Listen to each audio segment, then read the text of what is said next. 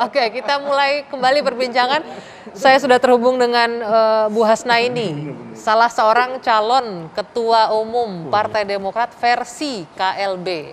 Selamat malam, Bu Hasnaini.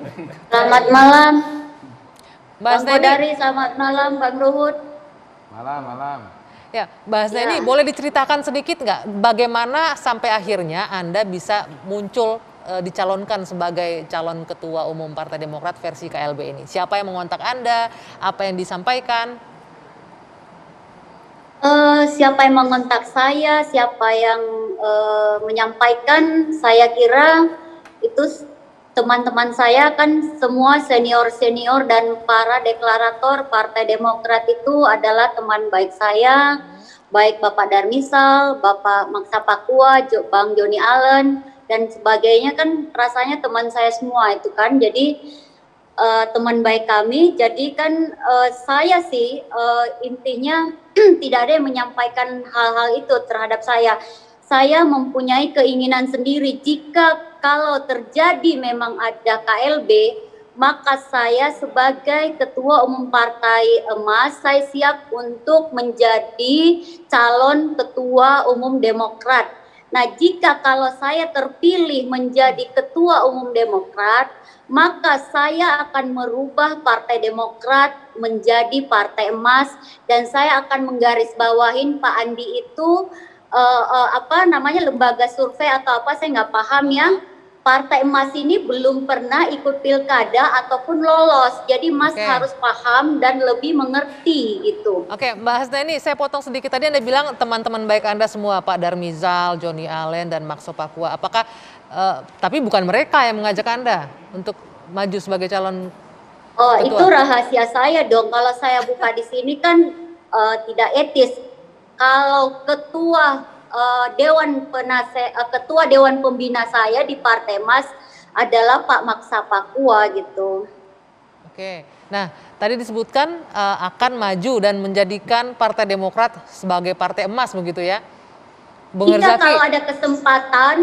kalau ada kesempatan ya kenapa tidak, dan saya siap untuk mensejahterakan kader Partai Demokrat dan membuka lapangan kerja semua buat kader Partai Demokrat dan membuka lapangan bisnis buat kader Partai Demokrat, dan kita akan membuat sesuatu yang baru di negara ini gitu, yang belum pernah ada di negara Republik Indonesia.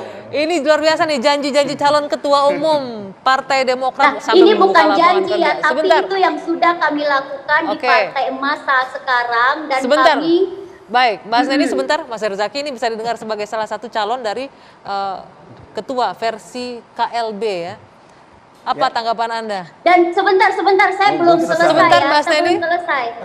Satu statement lagi yang Mbak kasih kesempatan saya bicara.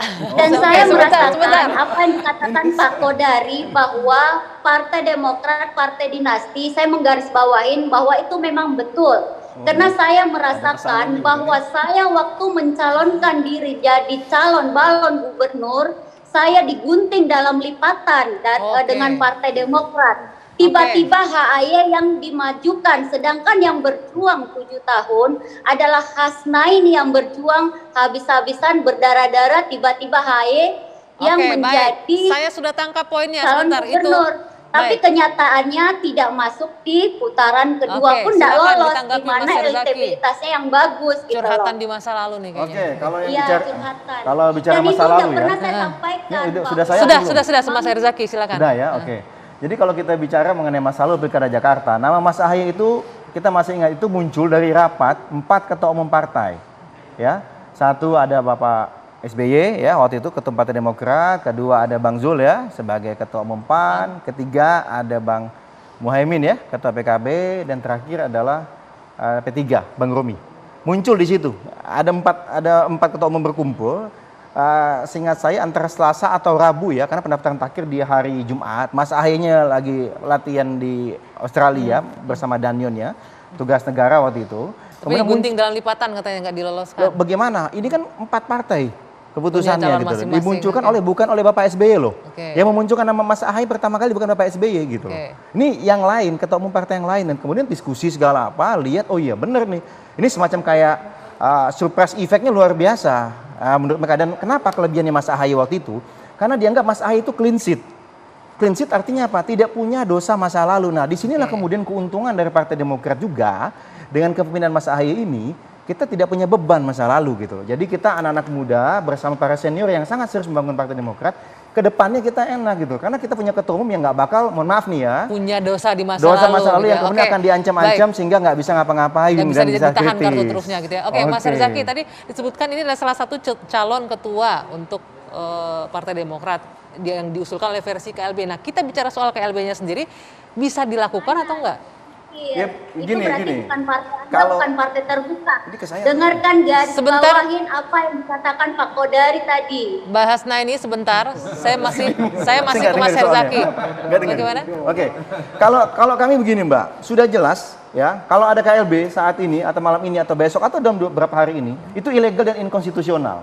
Karena berdasarkan ADRT kami ya, terutama di pasal 81, yang berhak mengadakan, yang meminta itu adalah satu, Majelis Tinggi Partai. Sedangkan Ketua Majelis Tinggi Partai Pak SBY sudah sampaikan beberapa waktu lalu tidak ada urgensinya melaksanakan KLB. oke. Kemudian yang kedua, ada 3 syarat yang mesti bersamaan terjadi, yaitu diusulkan oleh 2/3 dari DPD yang 34 itu, dan bukan atau ya, dan setengah dari 514 DPC serta disetujui oleh Ketua Majelis Tinggi Partai. Sedangkan DPD dan DPC sudah sangat-sangat solid ya mendukung kepemimpinan Mas Ahaye. Kenapa? Karena mereka lah yang memilih Mas Ahaye di Kongres kelima di tahun 2020. Ini ada fakta. Diklaim solid 100% Benar. dukungan Nah, Pak kemudian Ahaye yang kedua, Mbak, ini ada modus yang luar biasa yang berdasarkan laporan dari teman-teman kami, para ketua DPC DPD di daerah ya, bahwa sekarang mereka yang diincar itu adalah siapa saja yang penting KTA Demokrat, entah mantan dewan, mantan ketua DPC, atau apapun posisi dia di struktur, selama mau dengan dapat insentif Oke. money politik akan diberangkatkan dianggap sebagai perwakilan dari Tapi daerah apakah itu. itu punya hak suara? Oh nggak punya dong, Tidak itu punya ya? ilegal Oke, makanya baik, kalau baik, gitu. baik. Ini Nanti ya kita akan KLB bodong lanjutkan. lah ini kalau Tapi ada sebelumnya KLB. saya ucapkan terima kasih untuk Bu Hasna ini yang sudah bergabung bersama kami di dua sisi malam hari ini. Terima kasih, selamat malam. Nanti saya akan lanjutkan. Bang Ruhut, ini KLB katanya bisa berjalan oleh versi para inisiator, tapi disebutkan tadi berdasarkan ADART nggak bisa dilakukan. Minta tanggapan Anda sebagai mantan anggota Demokrat. Usai jeda di dua sisi saat lagi.